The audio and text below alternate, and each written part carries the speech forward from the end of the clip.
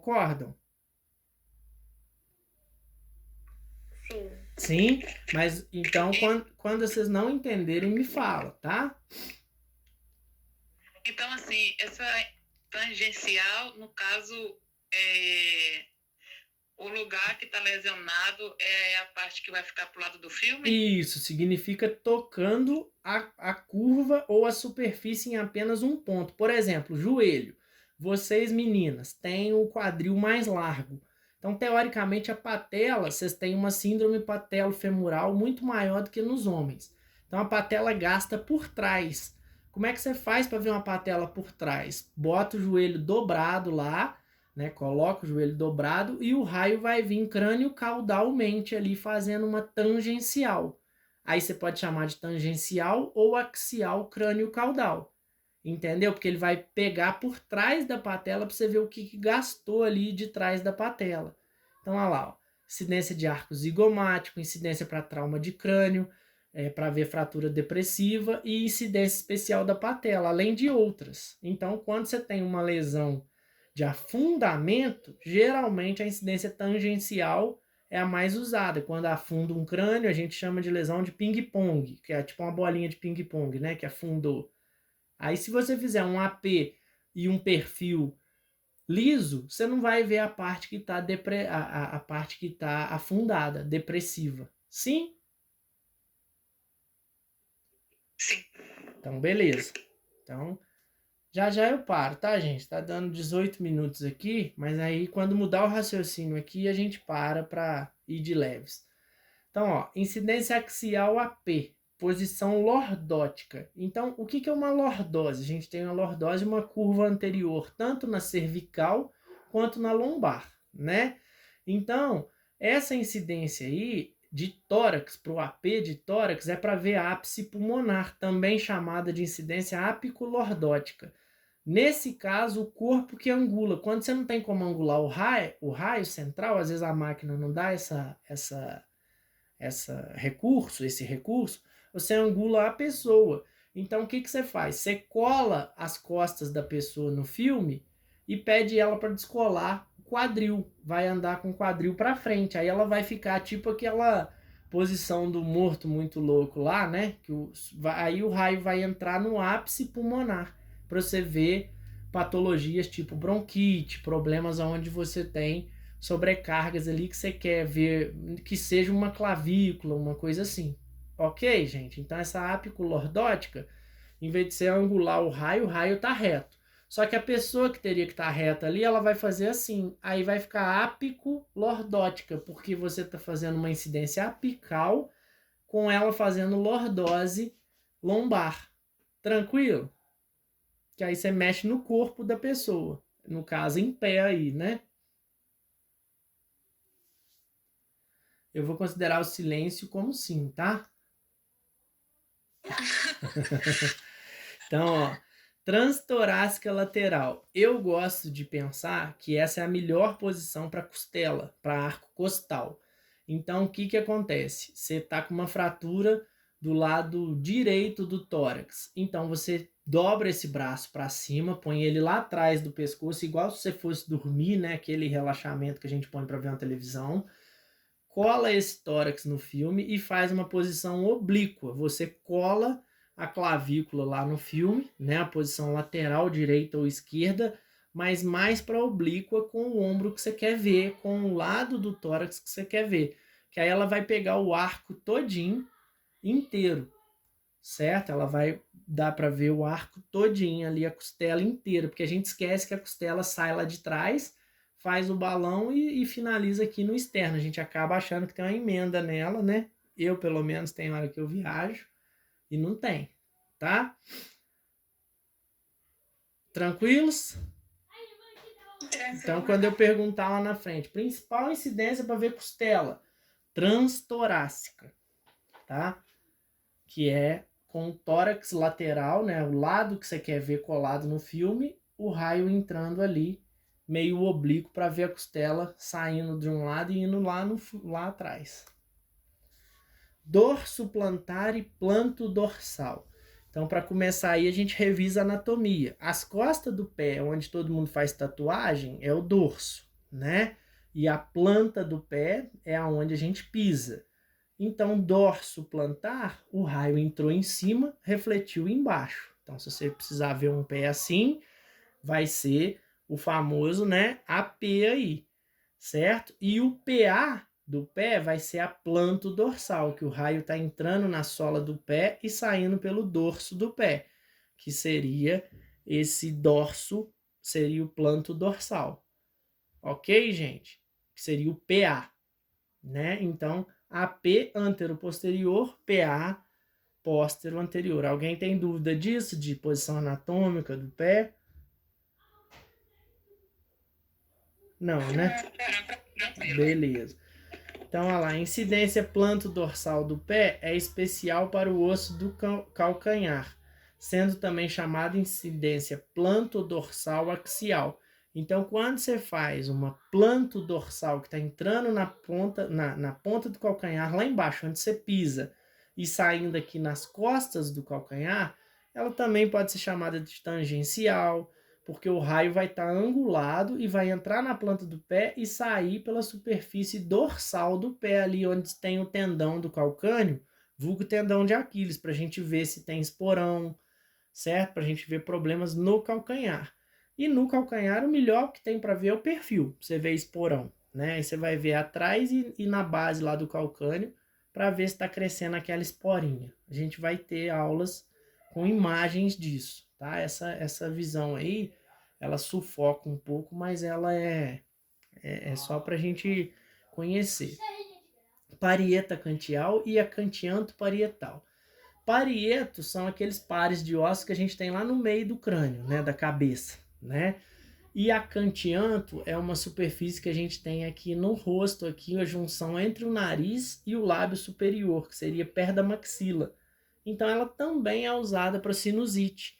Então quando você fala acantianto parietal, a pessoa está com a nuca colada no filme, que o raio vai entrar ali no nariz, em direção mais ou menos à cela túrcica, né, como se fosse a base do olho, embaixo do olho, e sair lá atrás na nuca, certo? E aí, quando você fala parieto acantial, a pessoa vira de costa e cola a testa. Aí o raio vai entrar por cima pelo parietal e sair lá no nariz no filme, que é incidência para ver enxaqueca, enxaqueca, sinusite, conhecida como PA de Waters também, e PA de Waters reversa. Frontonaso e mentonaso, que vocês também conhecem mais. Tranquilo, gente? Sim. A submentovértice aí, ó. Então, na região do queixo, a gente tem 2 furinhos lá dentro, que é o mento, que tem até um nervinho que inerva a parte da mandíbula. Então, submentovértice. Essa entra embaixo do queixo e sai lá em cima na testa. Então, é uma incidência reta. E a de cima, vértice submentoniana, vem axial, né, crânio caudal, de cima para baixo, né, para a gente fazer o raio penetra abaixo do queixo ou mento e sai pelo vértice, o topo do crânio. E a vértice submentoniana é oposta, menos comum, né, entrando pelo topo do crânio e saindo pela mandíbula, para a gente ver mais uma vez aí coisas de problema de desvio de septo, problemas de sinusite mesmo, para ver como é que estão os ossos da face ali, para ver como é que tá esses espacinhos que a gente tem aí, para ver se está com pus, com secreção, ok? Aline Ferreira. Bem-vinda, Aline. Aí, ó, vou passar aqui então, termos de relação. Só pra gente fechar aí, tá? Porque, não, mas eu acho que, acabou, dá para acabar aqui, ó. Termos de relação. Então a gente tem medial versus, não, rendeu, hein? Depois a gente tira dúvida, tá? Deixa eu ir lá no termo de relação, sorry. Medial versus lateral, proximal versus distal. Então essa é outra coisa que a gente faz confusão. Então lembrando, sagital é aquele corte no meio do nariz que vai dividir entre metade direita e metade esquerda, iguais, né? Então, esse é o plano mediano, o corte mediano. O sagital é feito em cima dele, mas se andar para o lado, continua sendo sagital. Só que se cortar a minha orelha de frente, é um corte sagital, mas ele quer ver dentro da minha orelha, dentro do ouvido. Tranquilo? E aí, o que eu quero que vocês pensem? Medial versus lateral. O que está mais próximo da linha média é mais medial do que o que está mais longe seria lateral. Então, na posição anatômica, pensem comigo, a minha orelha é mais medial ou lateral ao meu olho? Isso é óbvio, né? Sem querer intimar, mas tranquilo, né? Então, se eu perguntar, o olho é mais medial em relação à orelha. Sim ou não?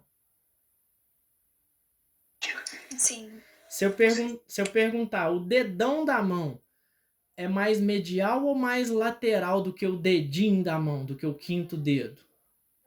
O quinto dedo já responde, né? Porque você conta do lateral para o medial. Então, olha lá, o dedão é mais lateral ou mais medial do que o quinto dedo? O primeiro raio está mais longe ou mais perto da linha média?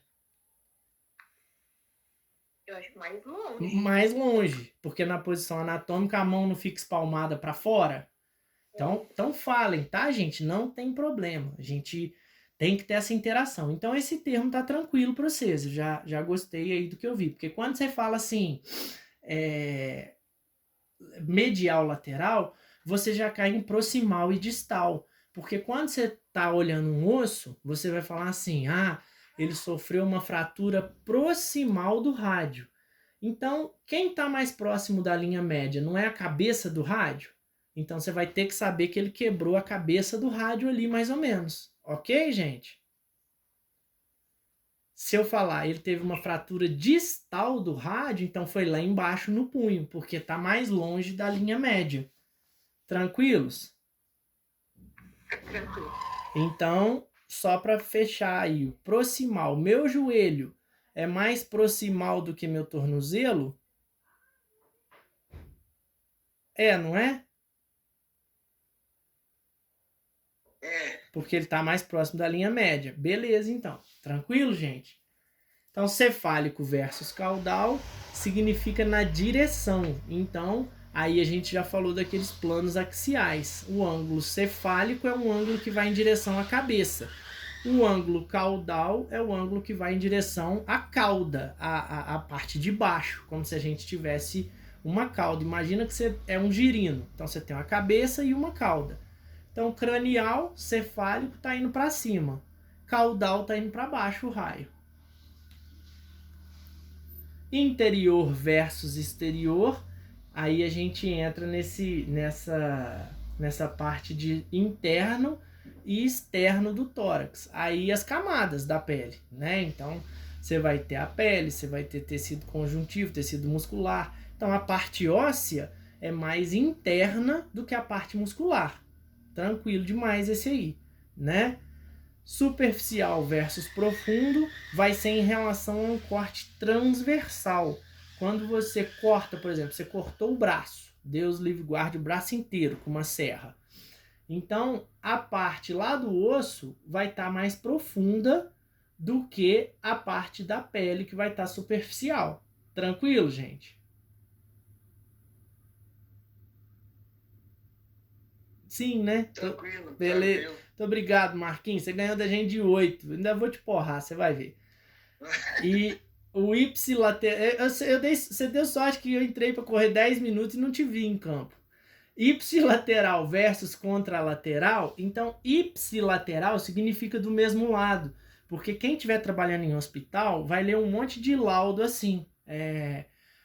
Braço direito e perna ipsilateral. E aí é uma dúvida boba. A pessoa, em vez de pôr assim, perna direita, põe ipsilateral, que é do mesmo lado, certo? E contralateral, a pessoa vai escrever assim, braço direito e perna contralateral. Ela acha mais bonito, na minha opinião, muito mais difícil, muito mais pouco prático, né? Mas é a perna esquerda, então. Então, contralateral é contrário e ipsilateral, mesmo lado. Tranquilo? Tranquilo. Aí, ó, esses termos descritivos eu já passei. Lordose, convexidade anterior da coluna, né? Curva anterior que a gente tem no lombar e no pescoço. Cifose, convexidade posterior, que é no tórax, né? Escoliose, que todo mundo tem dificuldade de definir, é uma patologia onde tem uma curva lateral da coluna olhada numa vista anterior ou posterior, tá? Então ela pode ocorrer em S também, sendo que uma curva é primária e outra curva é secundária. Geralmente a curva de baixo é secundária quando você tem escoliose em S, porque o organismo vai entortando tanto que cria uma curva embaixo para a pessoa continuar em pé, tá? Então esses termos aí a gente já falou algumas vezes, vai ter de novo as patologias, então aí eu respondo e repito isso aí para vocês. E aí a hiperlordose? A hiperlordose seria a lordose acentuada, aquele povo que empina a bunda no sentido geral, assim que eu tô falando, que a pessoa tem a bunda. A hiperlordose é o que eu tenho. Ô, rapaz, eu não lembro de você não, graças a Deus, mas deve ser. Tá? Sacanagem, velho. Não, se fosse uma menina perguntando, hiperlordose é o que eu tenho, aí eu podia até lembrar, mas do Marquinhos, puta merda, né? Tô brincando, tá? É uma bichona então, mesmo. é isso mesmo, ó. Hiperlordose seria aquela condicionamento que a mulherada sofre aí de ter que empinar a bunda. E cifose, hipercifose seria aquele corcunda, aquele cara que também que vai malhando